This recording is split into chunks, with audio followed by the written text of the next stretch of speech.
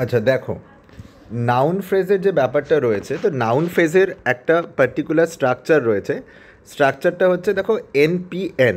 NP মানে হচ্ছে মানে noun phrase, that NP stands for noun phrase. NP থেকে প্রথমে আমাদেরকে নাউনটাকে আইডেন্টিফাই করতে হবে। তো যদি নাউন ফ্রেজের সব থেকে সিম্পল কোনো প্রশ্ন আসে, তাহলে সেখানে শুধুমাত্র একটা নাউন দেওয়া থাকবে, ফর এক্সাম্পল স্টুডেন্ট। তখন সেটাকে আমরা কিভাবে আনসার করব, যে এনপিএন স্টুডেন্ট, এইভাবে আমরা আনসার করব। যেমন এখানে এক্সাম্পল নাম্বার 1-এ দেখতে পাচ্ছ এনপিএন স্টুডেন্টস করে দেওয়া রয়েছে। তো এইটা একটা পার্টিকুলার স্ট্রাকচার, এটা হচ্ছে সবচেয়ে সিম্পলেস্ট স্ট্রাকচার। আচ্ছা, এছাড়া আর কী কী থাকতে পারে নাউন ফ্রেজের স্ট্রাকচার? এরপরে যে নাউন ফ্রেজের স্ট্রাকচার থাকতে পারে, সেখানে আমরা দেখতে পাচ্ছি, দেখো এই 2 নম্বরে এনপিএন ছাড়াও বাঁদিকে প্রি মডিফায়ার বা মডিফায়ার্স, একের বেশিও জিনিস থাকতে পারে। প্রি মডিফায়ার্স পোর্শনটা থাকবে, যেটাকে শর্টে আমরা প্রি মড বলি, ঠিক আছে, বাঁদিকে।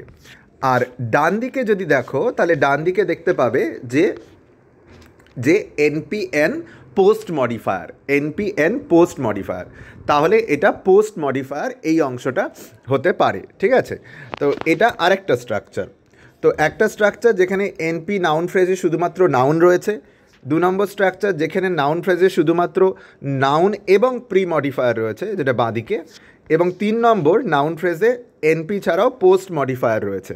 তাহলে এই তিনটে হচ্ছে বেসিক স্ট্রাকচার।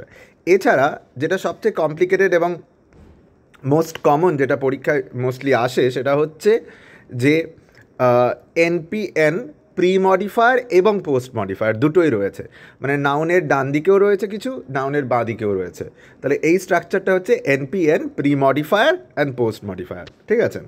এবার সবচেয়ে সিম্পলেস্ট স্ট্রাকচার যদি করা থাকে, তার একটা এক্সাম্পল দেখো, এনপিএন স্টুডেন্টস, এটা দেখতে পাচ্ছ। এরপরে এইখানে একটা এক্সাম্পল রয়েছে, এক্সাম্পলটা হচ্ছে almost almost almost all the first 5 very brilliant sleeping university students. খুব বড় একটা বলতে পারো যে সেন্টেন্স রয়েছে। অ্যাকচুয়ালি এটাকে এভাবেও দেখা যেতে পারতো যে জাস্ট ইউনিভার্সিটি স্টুডেন্টস বা স্লিপিং ইউনিভার্সিটি স্টুডেন্টস বা ব্রিলিয়ান্ট স্লিপিং ইউনিভার্সিটি স্টুডেন্টস। কিন্তু এখানে যেটা দেখানো হয়েছে এই স্ট্রাকচারটাতে, এখানে অ্যাকচুয়ালি নাউনটা হচ্ছে স্টুডেন্টস, এনপিএন স্টুডেন্টস।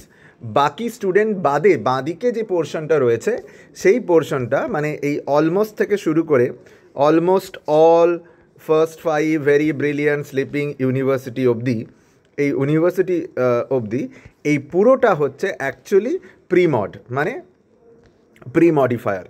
এবং এই অংশে কী কী থাকতে পারে, যেমন ইউনিভার্সিটিকে এখানে ক্লাসিফায়ার বলা হচ্ছে। ক্লাসিফায়ার কেন বলা হচ্ছে, তার কারণ হচ্ছে নাউন যখন অ্যাডজেক্টিভের কাজ করে তখন সেটাকে ক্লাসিফায়ার বলা হয়। ডান দিকে লেখা আছে দেখবে নোটসে, যে নাউন অ্যাক্টিং অ্যাজ অ্যাডজেক্টিভ, তখন তাকে ক্লাসিফায়ার বলে। ইউনিভার্সিটি ইউজুয়ালি একটা নাউন, কিন্তু এখানে স্টুডেন্টটা কেমন বা কোথাকার, মানে স্কুলের কলেজের না, ইউনিভার্সিটি। তো ইউনিভার্সিটি, সেই জন্য ইউনিভার্সিটি এখানে একটা অ্যাডজেক্টিভ হিসেবে কাজ করছে। তাহলে এটাকে নাউন যখন অ্যাডজেক্টিভ হিসেবে কাজ করে তাকে ক্লাসিফায়ার বলা হয়। সেই জন্য আমরা এখানে ক্লাসিফায়ারের আন্ডারে ইউনিভার্সিটিটা লিখছি। তারপর স্লিপিং, স্লিপিং কথাটা ইউজুয়ালি ভার্ব, কিন্তু দেখো পার্টিসিপেল কাকে বলা হয়, যখন ভার্ব অ্যাক্টস অ্যাজ অ্যাডজেক্টিভ, যখন ভার্ব অ্যাডজেক্টিভ হিসেবে কাজ করে তখন তাকে পার্টিসিপেল বলা হয়, ঠিক আছে। তো স্লিপিংকে এখানে আমরা পার্টিসিপেলের মধ্যে রেখেছি।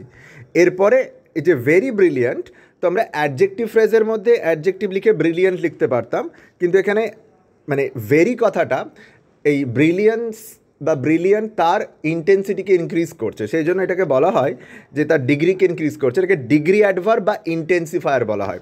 তো ভেরি কথাটা ডিগ্রি অ্যাডভার্ব বা ইন্টেন্সিফায়ার।